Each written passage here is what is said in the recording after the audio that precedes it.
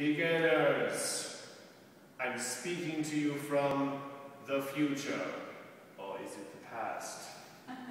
You may wonder why I'm doing this recap of the class that just finished with Naomi and not Stacia, not 2 weeks ago, but right now. You might wonder why I'm dressed the same way that I am 2 weeks from now, which I don't even know how I know that, I just know.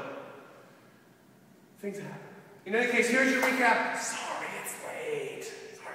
So, we started with this. We did rock, step, triple step, step, step, triple step, boop, bop, ba da, boop, boop, bop, bop, bop. That was where we left off. Da, da, da. And then we did this.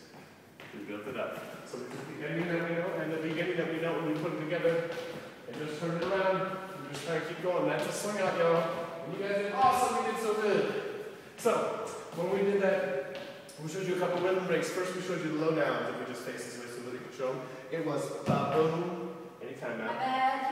And ba-boom, ba-boom, ba-boom, ba-boom, ba-boom. Facing each other, it is ba-boom, ba-boom, ba-boom, ba-boom, ba-boom, ba-bam, rock.